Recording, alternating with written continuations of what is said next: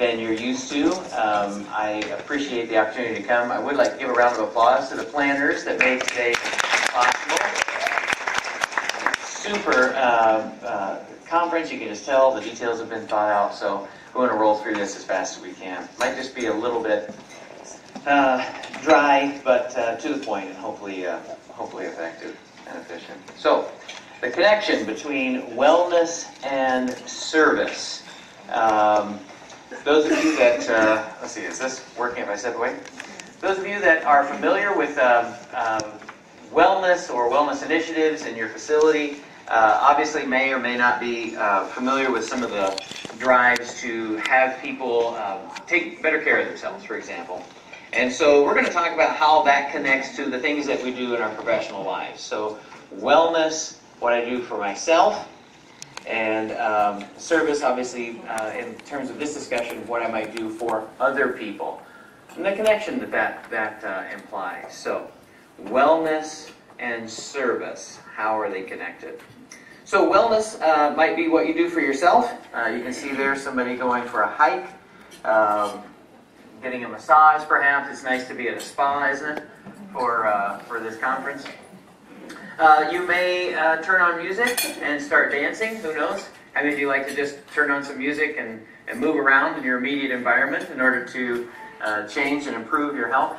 You know, we often think about wellness as not smoking or losing weight or eating right or exercising more, those kinds of things. Wellness is not just the absence of disease. It is actually taking self-care, isn't it?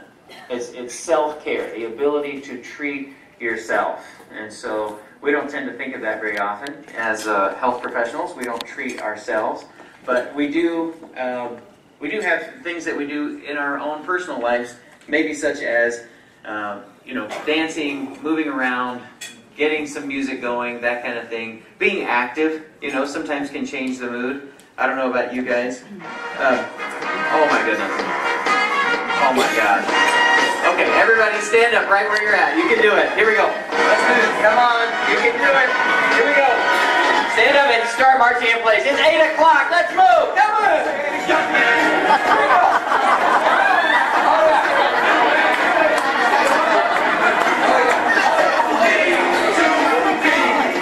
All right, move your arms, move your legs. Come on, ladies. What are we doing? Come on. They were looking for Richard Simmons. I found him.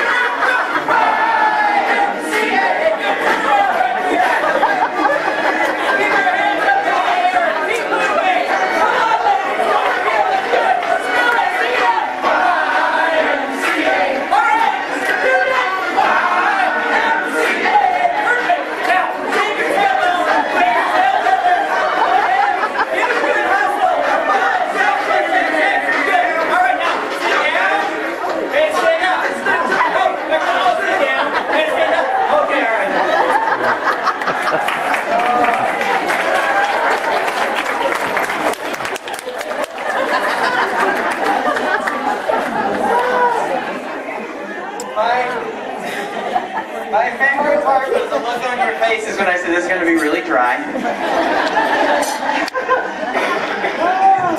glad you came out of hiding, Richard. Thank you! It has been a long 16 years.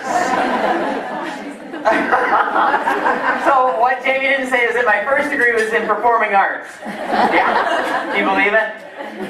So guess what we just did? We just changed the environment, didn't we? Yes. We took a conference room that was full of boring people, like me, standing up here droning on, and you guys were very gracious. Nobody left. But, you know, I mean, honestly, we took an environment that's really kind of allocated for one thing, and we did something else with it.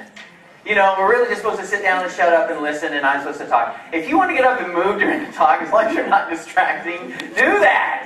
Because at these conferences, sitting is the new smoking. We all smoke about a pack and a half a day at these conferences. So get up, move, and do those kinds of things. Sorry, I forget I have this on. Can you take me seriously? The point is that you have that power. as a nurse, to lead people, to change an environment from being one of depression and anxiety or stress or burnout, that's a catchphrase that's just been about overused, to one of enthusiasm and one of engagement. You have that capacity. So that's what you might be doing for your own wellness, and you can encourage others to participate as well. That's the wellness piece. What about the service piece? That's what you do for others. And my goodness, we have a lot of opportunities for service, don't we? I was just drinking my fresh water today, and I thought about all the people in Puerto Rico right now. I mean, thousands and thousands and thousands of people that would love to have a glass of fresh, clean water. And we have an opportunity to help them. Through either through giving or by going, those kinds of things.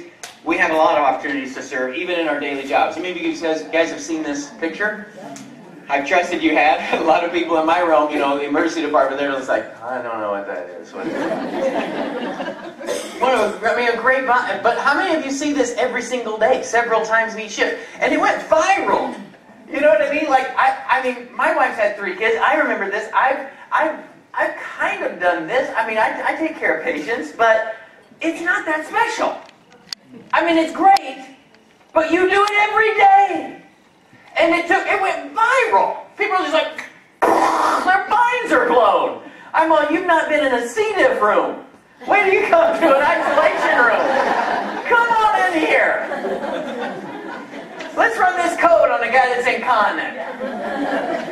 I mean, it's amazing to people outside of our realm what we do for a living. What you do for a living is ingrained in service, isn't it? It is ingrained in pouring yourself out and not saving anything else, in degrading and kind of degrading yourselves. I love this picture. The gal at the door, you know, I work night shift, so that kind of looks like the face I make when I'm pretending to be interested. Oh, really? Yeah. Anyway. And the gal sitting down showing the real emotion of the room, right? Behind the other guy. That's my dad in the back, by the way. That's Joel David Traywick in the blue shirt. He's, I think, the only other man in the room. And so I told him, I said, this conference might not be for you. You know. But those moments that we pour ourselves out, if we're not taking time to fill ourselves up, I was just thinking about charging my phone because it's just about dead. And I thought, if I don't charge the battery on it, that phone's a paperweight. If we're not filling ourselves, if we're not charging our batteries, we're really no good. This is obviously a picture taken after a demise, you know, and the patient and the nurse, I mean the patient's family and the nurse are all just kind of reflecting on that, you know. So then what are you supposed to do? Just get up and answer the next call light? You know what I mean? Because that's what we do. But how are we recharging? How are we refilling? And what does that have to do with getting up here and dancing like a crazy guy? I think it has everything to do with it. You know, I have to be honest, I hear all the news and the statistics about you know, childbirth and labor and how things are working in the United States and why can't things be better? Why is there such risk involved? And we can either do one of 2 things in our healthcare system. We can either look away from that and say, well, that's because we take care of sicker patients. And that's because of all these extra other things. Or we can say, what is my role in that? Does that make sense? Just so you know, I mean, obviously because of the clothes I'm wearing. Today is a pep rally. I'm here to cheer you on. That really hurt the top of my leg. Forgot I'm wearing such short shorts. But today's a pep rally. And I'm not here to adjudicate or judge or throw any sort of shame or blame whatsoever. I'm just saying, when times are hard, we have to be willing to take a look at our own personal, individual behavior and responsibility. How much of that am I willing to take on? In other words, is my enthusiasm at work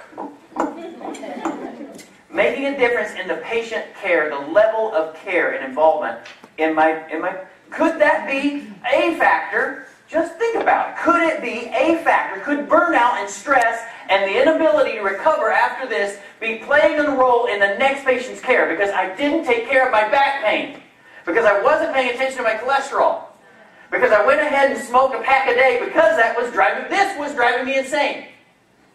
You see what I'm saying? Are you helping me make the connection here? If I don't take care of myself, I am putting other people at risk. Alright, so here's what I've noticed. Because really my goal today is simple. I just want to change your life forever. That's it. I mean, from today on, it'll never be the same. And I found that what changes people isn't necessarily data, because we have plenty of data. What changes people is stories. Parables, if you will. The ability for me to say, here's something I tried. I would encourage you to try it. See what you think. Give it a shot. And see, and you kind of assimilate that in your life. Like, I knew this one guy, he got up and acted like Richardson. Crazy, right? And just so you know, I'll come to your own backyard barbecue. I came all the way from Montana, so we got to get this done. We got to do this right. But I will come back anytime for any group of people because this is kind of my therapy. This is kind of how I work it out in my own life, in my own mind. It's telling this story. So believe it or not, way even before my kinesiology degree, I got a degree in performing arts, right? And I was talking about performing in front of people and singing, that kind of thing. I moved to Los Angeles, right? And was in commercials and TVs and plays. But I was a typical Hollywood actor. I gain weight, lose weight. I had a drawer full of, back in the day, fen was still legal. And then I had, I'd have suppositories. I mean, I'd lose weight, and then I'd gain weight, and I'd lose, you know what I mean? I had no interest in giving of myself either. So I wasn't taking care of myself, and I had no interest in taking care of others. It was all about me. So, well, actually, I'll show you. I'm not making it up. How many of you have ever seen The X-Files, the movie? Yeah. Some of you are too young. There used to be a TV show called The X-Files. I'll tell you all about it. It was about aliens. It was super good. The area is currently off limits to anyone other than authorized medical personnel. Well, they made a movie about it. General And it was all about this young naval guard. The entire to movie. get down here immediately. I don't know anything about that. We'll call That's one good-looking naval guard, isn't it? We'll call the switchboard. I'll patch you through. So that's the two main characters, Mulder, Scully. That's me! I know, right? Woo!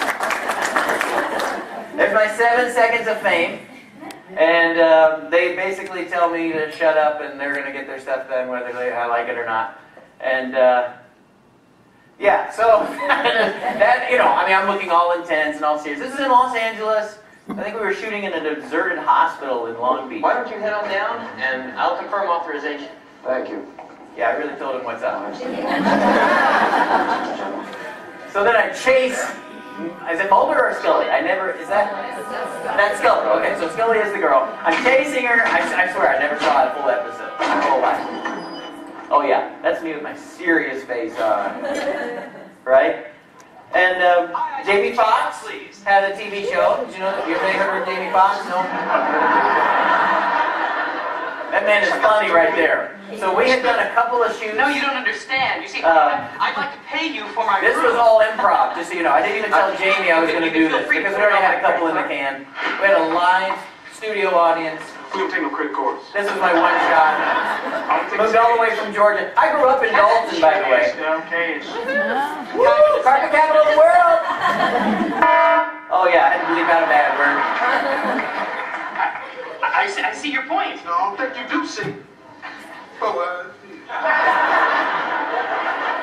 Sir, may I please have my change? oh, people don't touch it so fast. So it gets a little personal here, sorry. Oh. Okay, alright, yeah. So I got kudos from Jamie, but I was never invited back, let's put it that way. I don't know if you guys have ever seen the movie Night John or heard of Night John. It's a great film they did. That's Beau Bridges. He played my dad, and it was about the early 1800s. And literally the fight for reading and writing and the power of words. Such a great show. Night John. This is a Circuit City. I ran them out of business. Did the Georgia Lottery. Just Shoot Me. How many of you guys, David Spade, you've seen this guy? I don't know if you've ever heard of KFC or not. They're still in business. Something I did for ESPN. Again, another Georgia Lottery piece. But the penultimate! What you want is what you get. I'll take the 2 for $2 double cheeseburger.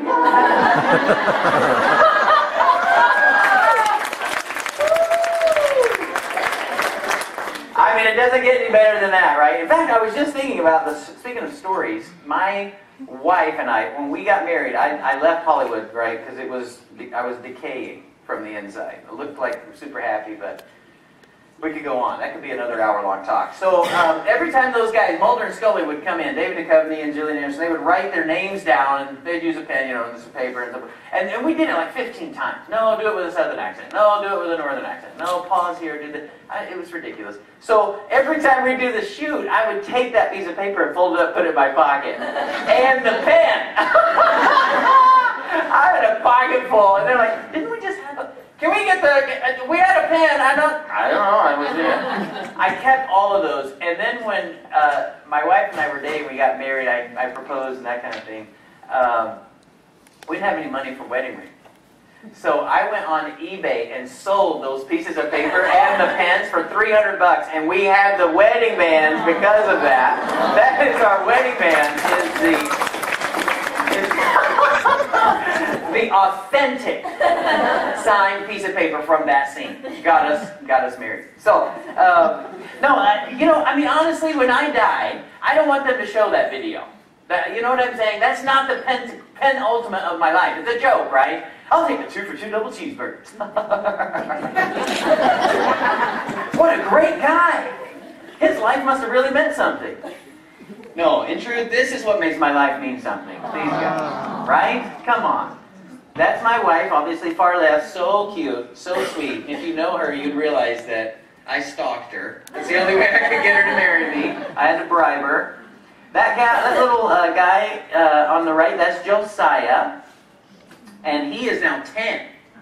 And that little girl in the middle is 17.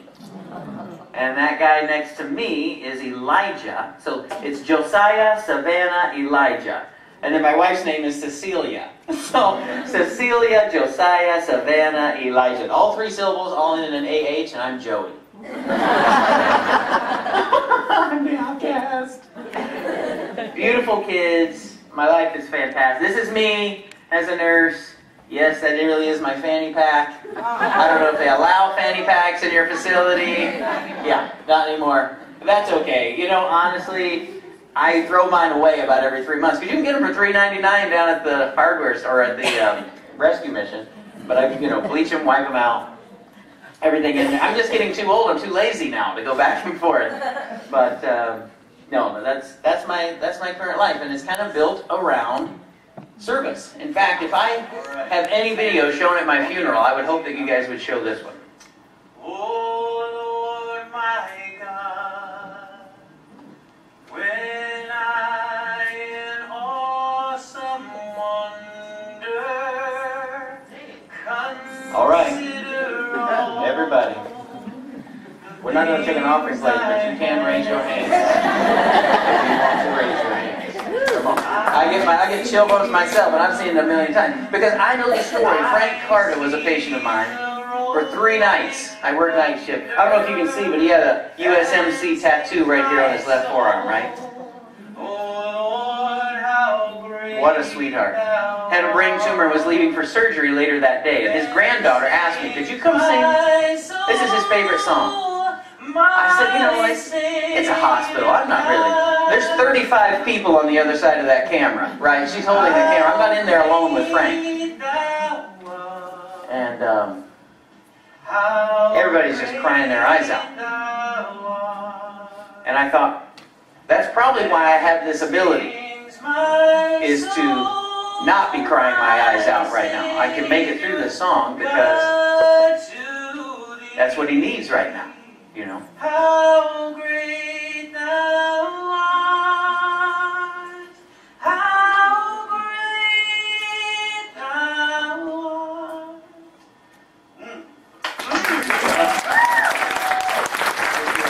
I told him, I said, once I hit puberty, I won't be able to hit those notes. And then, of course, I'm checking out his IV because it looks like it's leaking under the dressing, so... cut the tape, cut the tape. Oh, you guys are great. I mean, Frank didn't end up making it. He had surgery that day, and I never saw him again. And I think about those moments. That's where we live, is in that holy moment. When I cross that threshold, State guidelines don't matter. JACO doesn't matter. The federal government, the state government, my hospital policies, the bureaucracy, the financial, the pressures of my manager. Did I do this right? None of it matters when I go in there and I put my hand on another human being. All of that matters. All of that stuff. I would lose my job. I will put somebody at risk if I don't pay attention to that. But I can focus on you right here, right now. And if I'm not taking care of myself, then I can't focus on you entirely. Because my back is killing me. And my cholesterol is out of whack. And I cannot even focus because, I honestly, I got to get out of here really quick and go smoke a cigarette. I'm telling you, a third of the nurses I work with smoke in Montana. It's amazing. And I just tend to think, some of them work on the cancer floor. Do you know what I mean? And some of them work in hospice. I mean, you've got somebody just doing anything they could for another breath. To me, it doesn't make any sense. So at any rate, I went, obviously in Montana, small town. We have 1 million people in the entire state, right? We have more cows than people. I'm not kidding. That's a fact. So please bring me back here next year. Just get me out of there once in a while. But they asked me, the hospital I worked for said, hey, you enjoy being in front of people. I was doing some education, that kind of thing. And they said, why don't you do this weekly health segment? I said, that'd be fine. But I had just come out of nursing school. I wasn't eating right. Wasn't exercising. I knew better. I had the data up here. But I wasn't living it. I had no intention of living it. In my mind, this is just what you do. You're a nurse, you pay attention to other people, and you focus on you when you've got some spare time. Raise your hand if you got plenty of spare time. Right? So you don't ever focus on you. So this is from about 3 years ago. Clip that I did. Today on A Better You, I'm going to introduce you to a man named Jim. Now Jim is the maintenance man at First United Methodist Church downtown. But he's also an inspiration. He's basically gotten his life back in dramatic ways. I can't wait for you to... I don't know if you guys can see that or not. But I have a 17-year-old daughter.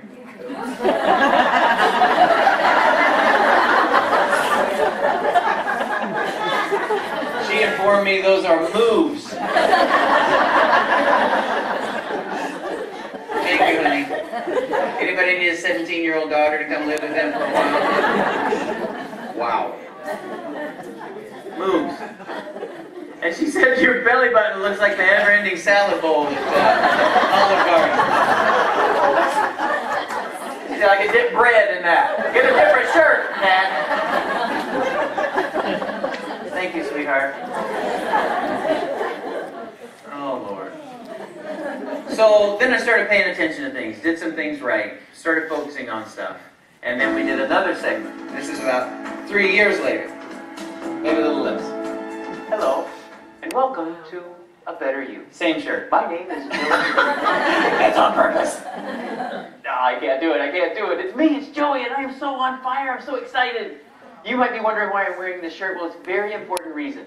I actually got to be the MC for the Montana Marathon last week, and it reminded me about my own personal journey of health and fitness and wellness.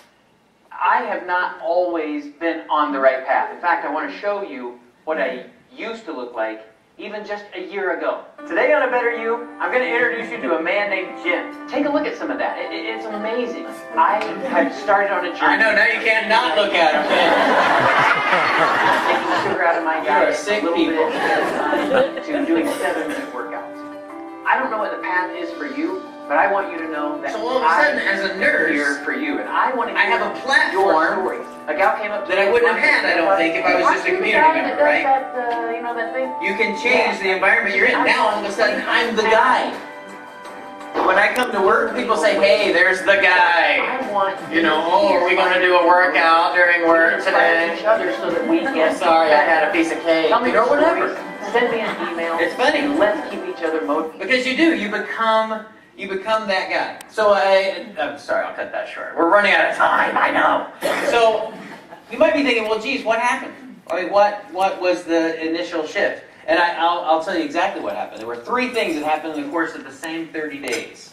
Number 1, my wife got me, and this is no endorsement whatsoever, there is no financial reimbursement, she got me a activity tracker. How many of you have an activity tracker of some sort? Tells you your steps.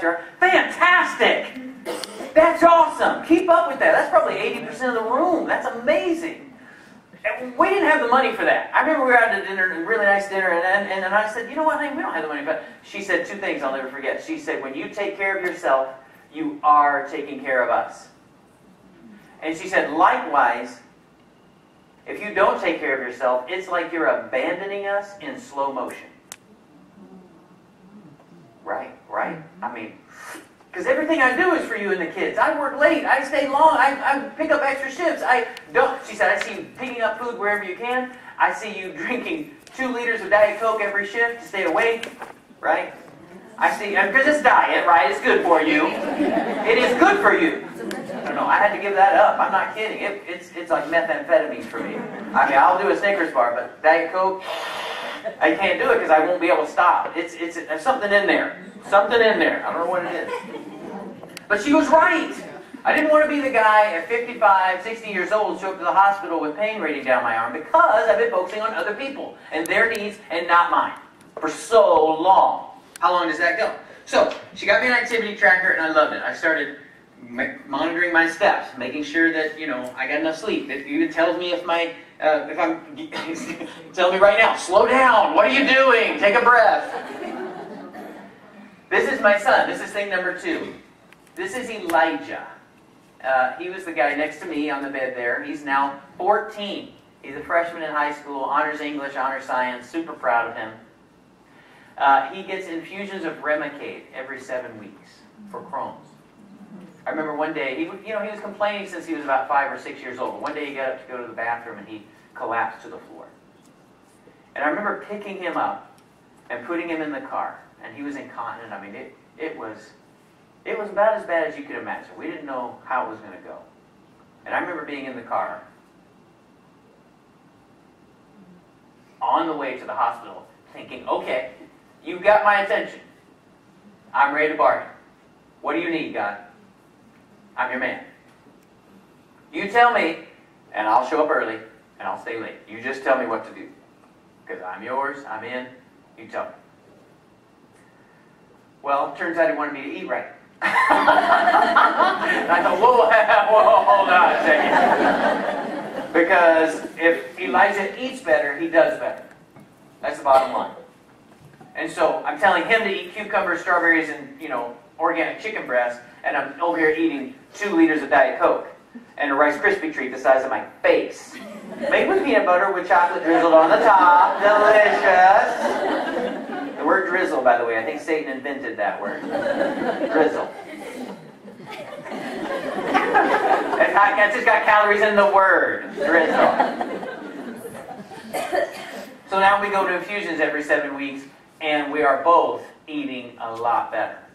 No more Diet Coke. I'm eating cucumbers and chicken breast. Except for yesterday, I had Bojangles. It's still sitting right here. I thought, oh, that'd be good. No, don't. If you haven't eaten Bojangles for a while, don't just go and chow down. Take it easy. All right. So thing number 3 that changed my life forever was actually the death of my mom. That is Sherry Traywick, who had a massive coronary event at the age of 60. I don't know if you know any other Southern boys, but Southern boys and their moms, right?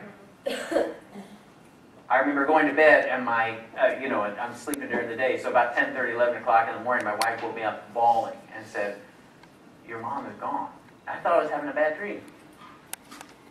And I got on the plane, we came down, and again, I'm on the plane.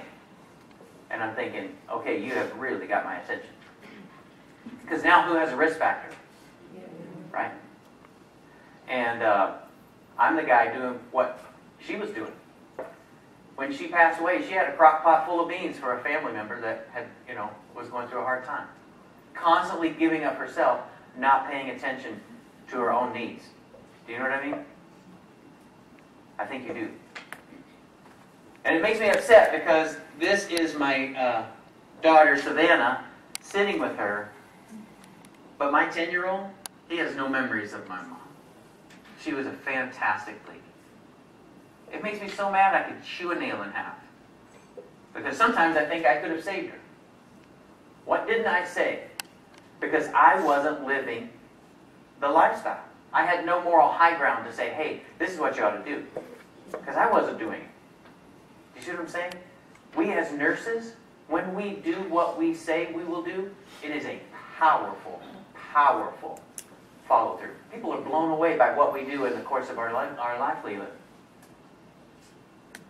This was a wake-up call. In fact, I think of her every single day. She is my workout partner. She is the reason I don't smoke. She is the reason I don't drink Diet Coke anymore. I mean, my son, that was enough, right, in 30 days to change me? So what 3 things could have made a difference in the long run? Because I do think it's a little bit about what we think, but it's a lot about what we do. How many of you have seen Fed Up, the movie? Anybody? Good, a couple of you. I'm glad, because a lot of times people have already seen it. I want you to see it. Write it down. I know you got pencil and paper in front of you. These are the things that you can do today to help change you. Number 1, you don't have to necessarily even watch the movie. The punchline is, don't eat any sugar. All right, next slide. That is one of the hardest things in the world. I was going through a hard time. 60 days after my mom passed, somebody said, hey, you ought to watch this movie. She could tell I needed something. Friend of mine, she had a conversation with me. You know people in your sphere of influence that you can have a conversation with about these topics. You can pull them aside and say, listen, I know you're going through a hard time. I just want to encourage you. I want to give you a pep rally. You can do anything you set your mind to. I am your biggest cheerleader. I know what you are capable of. Versus, shame on you. That doesn't work. This person pulled me aside and said, Joey, I know what you could do. I see your potential. And I think it could start with taking care of yourself. So we watch this movie. It challenges you to go 10 days with no added sugar. 10 days. You know, you can have all the fruit and watermelon and grapefruit and pineapple, which I feel like sometimes is cheating. Pineapple just feels like, it's just unbelievably delicious. But you try and go 10 days with no added sugar. That means it's in your peanut butter, it's in your mayonnaise, it's in your bread, it's everywhere. Sugar is everywhere. They know it because it makes you want more of it, and they're trying to make money. It's not a conspiracy other than the capitalism. They're just trying to make money. It's us. It's our decision. It's our ability to read a label and say, oh, that's got sugar in it. I'm not going to eat it. For 10 days. Just take 10 days. That means no Diet Coke. So I took 10 days. I was on the cardiac unit. It's a miracle nobody died. Because I did not know after day 3 where I was on the planet. I was confused. I was irritated. I made no sense. Listen, we did it at work. So now all of a sudden I've got this platform, right? Again, where people are thinking, well, he's the leader, he's the guy, he's the healthy guy. I had the mayor tell me 2 weeks ago, when people see you, they think of health. I thought, man, I've made it. That's exactly what I wanted. That is at the mayor buildings. I mean, there's 17 of us. But when they see me, they think of health. So the point being, in the corridor, in the little publication we put out once a week, I put out an ad that said, anybody want to do 10 days no sugar with me? I'm going to do this thing. I figured like 10 people. I had 40 people email me. So we just did it. We didn't know what we were doing. Now we got a group on Facebook. We do it 4 times a year. There's over 2,000 people in that group. I want you to find me on Facebook. Okay? The Facebook page, you just find me. I'll connect you. You find me on Facebook. All right? 10 days, no added sugar. That's something you can do before you go to bed tonight. That's an initiative you can take on right now. You don't even have to do 10 days. I'm just asking you to take 20 minutes with no added sugar. Try and go between now and 4 o'clock this afternoon with no added sugar. Try and go from 4 o'clock to nighttime with no added sugar. I was there in the exposition room yesterday. I saw those brownies. It's almost impossible. But if you take 10 days, on day 11, things taste better. And you got more energy. It doesn't mean you have to keep going for life. But maybe all of a sudden you go, yeah, I was eating too much. I'm going to really try and calibrate that the other way. All right. That was thing number 1. Sugar. Got rid of it. Tried to. I still teeter-totter. Obviously, Bojangles biscuits, right? So good. And the berry biscuits, shaped like a football. Delicious! All right. So, 7-minute workouts. How many of you guys have ever heard of 7-minute workouts? This is thing number 2. What I needed in my life in order to really make change, it had to be cheap and easy and free. I mean, not just cheap, it had to be free. It had to be super easy to do. 7-minute workouts. In kinesiology, we've always said, if you get 30 minutes of low to moderate, you're done for the day. Now we're starting to realize if you sit for as long as we sit every single day, because trust me, I might be active on my feet. And here's a reason why getting up at work is not enough. You know why that's not enough? Because it's not for you. You're doing it for somebody else. You need something for yourself. Where you get up and you do something for you. Versus saying, you know what? Yes, can I help you? You know what I'm saying? Right outside the threshold of the door where you say, I know, I told him, I call him back. Hold on. Yeah, I know you're right. I've got plenty of ice water. I'll be right. Shut up! I told him, put him on hold. Put the order in himself. You know how to use computers? Shut up! Oh, cool. Your Foley looks fine. Just keep going.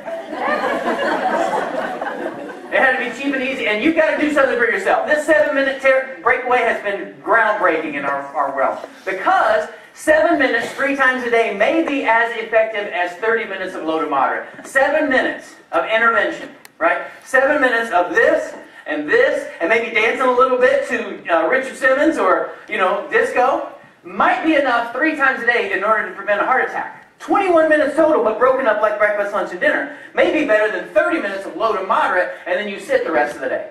You with me? 7 minutes, and you can modify however you want. Look it up. 7-minute workout is a free app. Johnson & Johnson did it. There's 1,000 of them, but don't pay for it. There's a dozen of the free apps, too, and it's basically a glorified timer. Okay, 30 seconds, do jumping jacks. 30 seconds, do squats. 30 seconds, do knee lifts. Whatever. You do what you can do, but don't stop for 7 minutes, okay?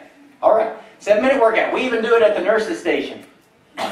We do one before work, we do one during work, and then we try and do one after work. All right. And then another free app. How many of you do this? Count your calories. MyFitnessPal. It just helps you know how many calories are in a sausage biscuit at Bojangles. 1. No G's on it. No. How many? 580 calories, Alex. I'll take 580 for, how many calories? Yeah, 580 calories. I had 2 of them. That's my day. That's my whole day right there. I hope you enjoyed it. Oh no, I got the iced tea too.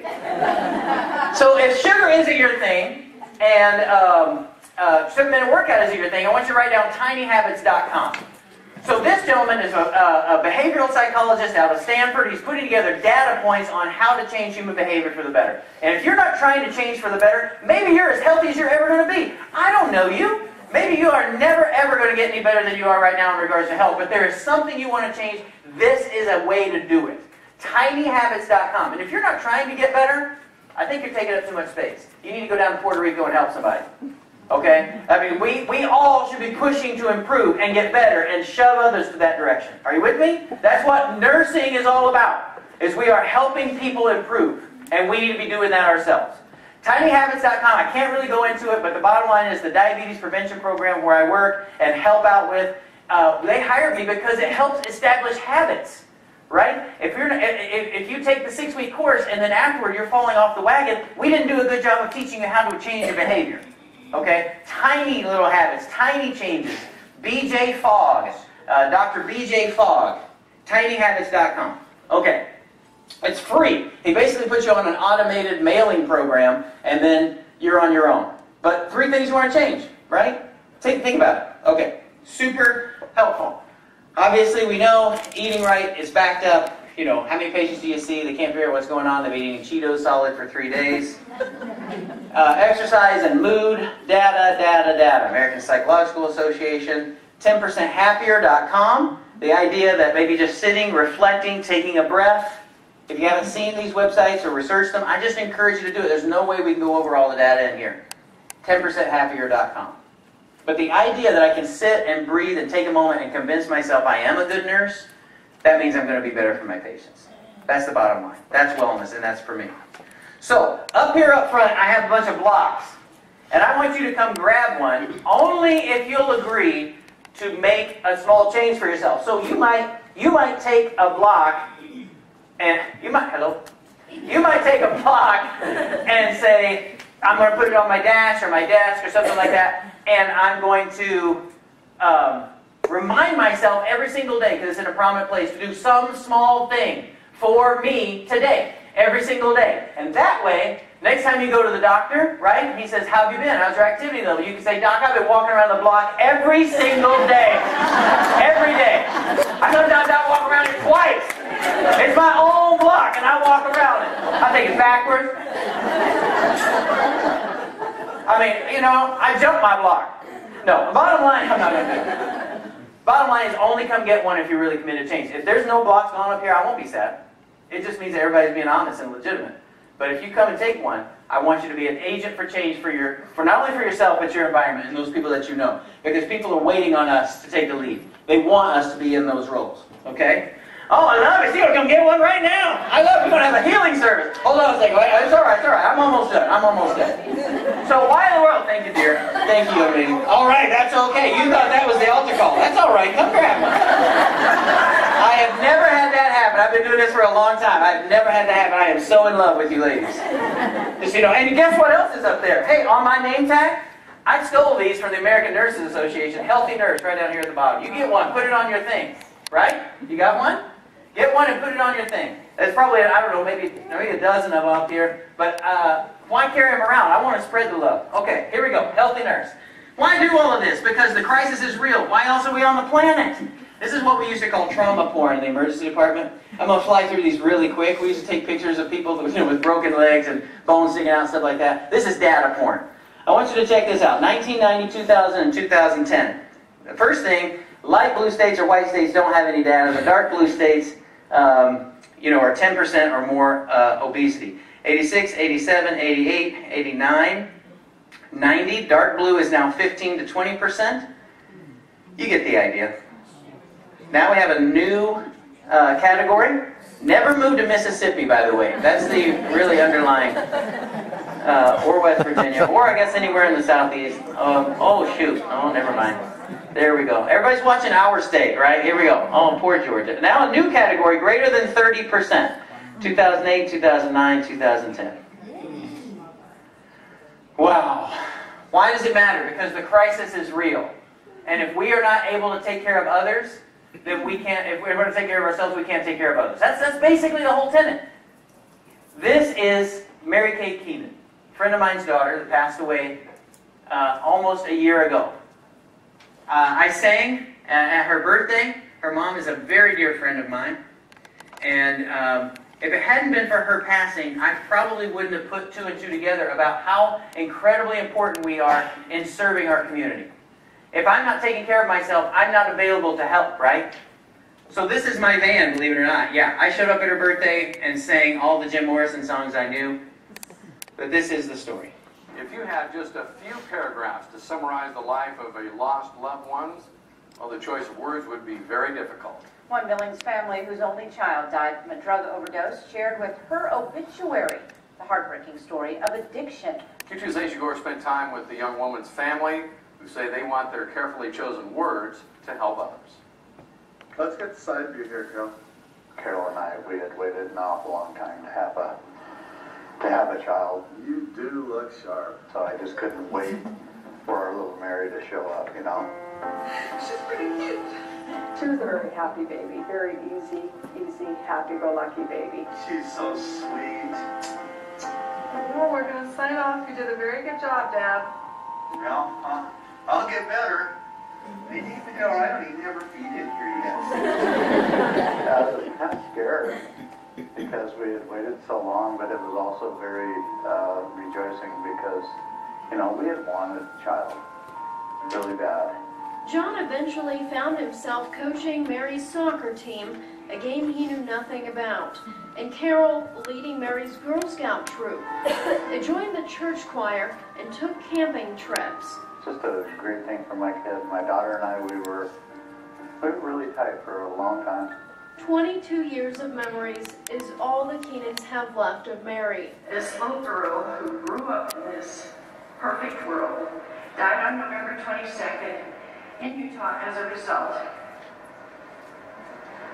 of her respiratory center shutting down after drug use when she relapsed shortly before that. Mary was in rehab for heroin addiction at a facility in Salt Lake City. She'd been sober for about 15 months when her roommate reported her missing. The next day, the Keenans got a phone call from Mary's landlord. And my first question was, is she dead? And she said, no, she's alive. She might be very high, but she's alive. And my husband and I, we were alone here at the time. We just were crying and jumping up and down and just, my God, she's alive, she's alive. Within 5 minutes later, the same woman called back and said, I'm so sorry, she's gone. Hey, did you too, Mary? Their beautiful baby girl How are you? died alone on the floor of her apartment. It's a tragic end the Keenans feared for years of Mary's addiction, but in the past 15 months of rehab, it seemed the old Mary was back, the one who loved red lipstick, the giggly hippie girl. Yeah, it makes you feel so good when you saw that. You know, your heart would just sink and you just go, yeah, I got my baby back. Hi, Mom. So I'll call you tonight with information, but I'm transitioning on Monday, leaving here on Monday, and starting day treatment on Tuesday. Mary chose to go to rehab.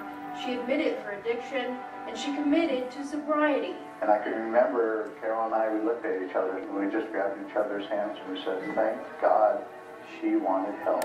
She thrived there and absolutely loved her sober community there. In treatment, Mary met Jake and Carson, two recovering addicts who relied on one another for strength. And if I was struggling or thinking about something, or she was, then we could talk to each other about it and just kind of talk some sense into each other, I guess. I'm so proud of Mary and what she accomplished those last 15 months. No one knows why Mary relapsed. Her last few minutes of life remain a mystery. But the Keenans don't want Mary's story to be a secret. They published this obituary. We know that it was not Mary's choice to die. She had been sober for so long that her body no longer had tolerance for the drugs when she relapsed. And I hope just by maybe putting that obituary out there that people can say, hey, yeah, we need help. Our children need help. And not be ashamed and afraid to tell people. Even if we can save one. But yeah, close to over 10 and 20 or 30, you know. Because Mary loved that. At her memorial service, longtime friends and strangers alike shared their stories of addiction with the Keenans, and the comfort this grieving family experienced was unexpected. At the end of Mary's service, the Keenans released balloons to the heavens. My sister Donna came over last night and she saw something in the road that was right in front of my house. She brought it in, knocked at the door and said, you'll never guess what I have here. And she said it was one of Mary's balloons. So in our hearts we know that Mary's telling us that she's okay. And we know that Mary is okay, and this was her sign to say that she's okay.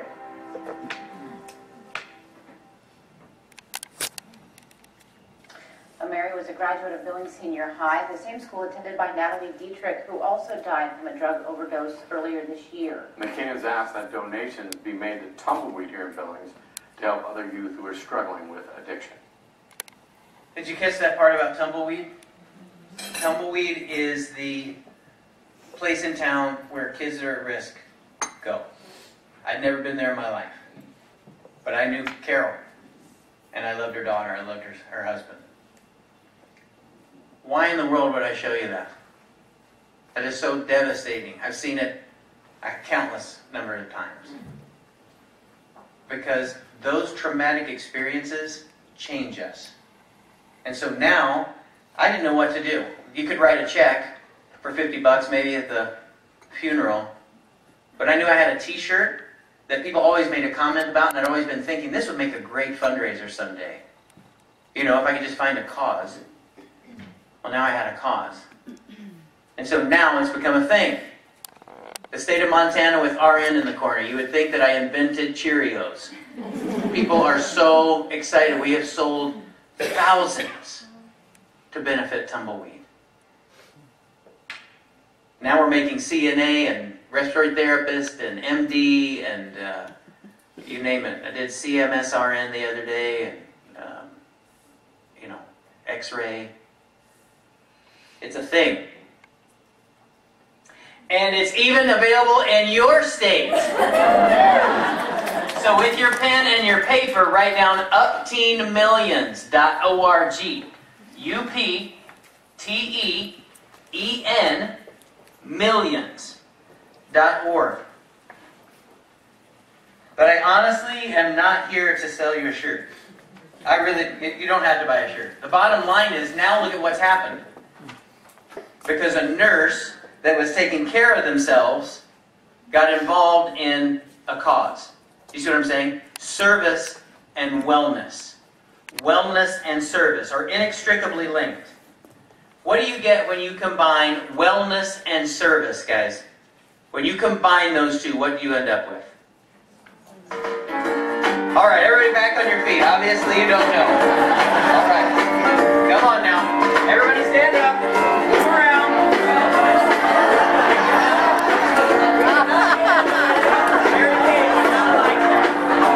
we go. Everybody stand up. Come give it. When I point. Okay, you guys, come on now. What is happening? Some people are still sitting. What in the world? Oh, I'm sorry. Okay, here we go. What's that? Okay, you have an excuse. That's right. You have a sprained ankle. You don't have a sprained ankle. All right, so when I point to you guys, your job is to go, ooh, okay, and sing along. You got to sing the song. You got to shake your hips a little bit. Come on now, you can do it. You can do it. So look up to your neighbor and say, you can do it. Okay, are you ready? Oh, yeah.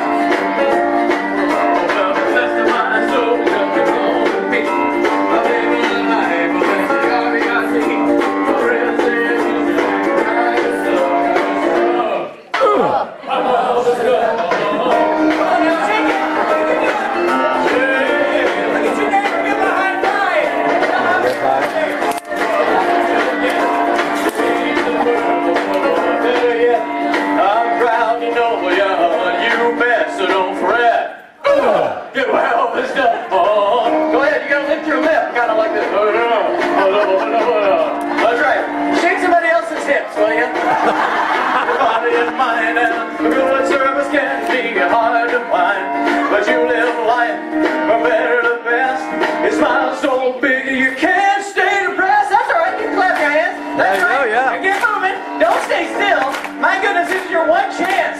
You try this in the next offering and you'll get kicked out. All right. You're well lifted up. Oh, that's right. Go over to somebody you don't know and high five them right now, will you? Somebody you don't know. Give them a high five. That's right. Oh yeah. You got it. You got it. Clap it out now. There we go. Move yourself. That's all you got to do. Right. Your smile so big you can't stay depressed when you so on life. What a thrill you'll get. You'll change the world. Get ready for the better yet. I'm proud to know y'all. You best don't forget. That's it. Well, this stuff. You know, I come from a large land of Lutherans. They don't get that. Southern Baptists, you guys get the I love it. Yeah, yeah. You're well, this stuff. All right, you guys are awesome.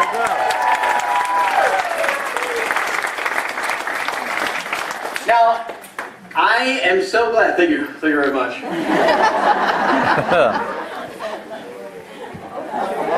You know, that was on Fremont Street. Anybody been down to Las Vegas? Anybody lately? I promise, I know, I'm over my time. Or we're done. We're virtually done. I just want to encourage you guys, because here's the thing. Here's the punchline. And I will be available for pictures afterwards. Well, I'll put the wig back on. We'll do pictures, come get a blog, get a sticker. But I'm basically done. How many of you have been to the Awhonn website? Awhonn.org? So, how many of you have seen things on the website about health and wellness? Taking care of yourself. I know, right? It's the same thing. Same thing in my realm. How many of you have seen stuff on there about, and I'm not, again, it's not about shaming people. I do this everywhere I go. I do it to myself. When you go to the hospitals where I work, it's about the patient. There's very little about addressing you, right? Just don't forget yourself. And this is why it matters. Here's why it matters. I encourage you to be an agent of change. So when you grab that block, I want you to help change the people around you too, okay? This was Josiah when he was born, right? I will never forget that day. It was 10 years ago. I was still in nursing school. And, you know, you're so excited and she's pushing the baby out. It was a VBAC, okay? And for those of you that don't know, Viva, no, just kidding. Let me explain it to you because that's like a lot of letters. And it stands for something really cool you wouldn't even understand because, like, I know what I'm talking about. I had no idea. It's a feedback. It sounded like a Mustang. You know, I thought, oh, cool, I like that. When he was born, he aspirated on Maconie. And so everything's going great until it wasn't, right? About 2 minutes in, I saw the whole attitude of the room change. Everybody went from, oh, great, to, oh, crap. And we don't know how this is going to go. We might have to ship him down to Denver. They take him out of the room, and I'm following, right? Because I'm working there already. I'm a CNA, and I know everybody, and I'm following them as they're carrying my child. My wife's in the room, and I go toward the NICU, and they close the door. We'll be right back. You know, wait out here. I'm like, but I'm your friend. You know me. I can come in, right? And it's because they didn't know what they were going to have to do. They're poking and prodding. And I'm sitting outside that door. And I'm thinking, I sure hope that the impact I've had personally and professionally over this organization is helping my son right now. Does that make sense? I got no skill set. I can't help it. I can't be in there right now. I'm just standing in the hallway trying to flag down anybody going into the room or coming out of the room. Hey, it's me, it's Joey, that's my son. Do you know what I mean? It is in those moments that this preparation, this idea of wellness and service, if you've not been taking care of yourself, in those moments, it will either wake you up or it will change you.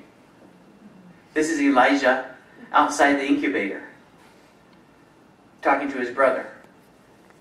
He'd been talking to him the whole labor, the whole before birth thing, before they're coming out. Yeah, gestation. It's got a lot of letters. And when he would talk to him, he would turn his head in that direction. You know, brothers. I'm telling you guys, the things that we do, the way we take care of ourselves matters. The things that you do, the way you pour yourselves out. Are you that beacon of light that would give off hope and encouragement and enthusiasm so that the patient care, the level of the patient care elevates because people are counting on you? Not just to give good care, of course you do that, but to prevent the opposite, prevent the slide of, it is what it is. I hate that word. I hate that phrase. I-I-W-I-I. Because that means I can't change it. You can change it. You can change it. All of these things matter. Okay, we're not going to end on a downward note. Everybody get up one more time. We're going to do it. No, we're not going to do it. But you're dismissed. I love you already. God bless you. Woo! Get well this done. Come grab the block.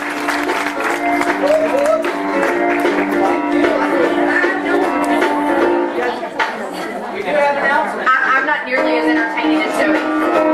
However, I do have an announcement. I'm stealing myself a lot. Okay, so we are going to start breakout sessions. There is a quick 15-minute break to give us some transition. If you are going to the maternal cardiac arrest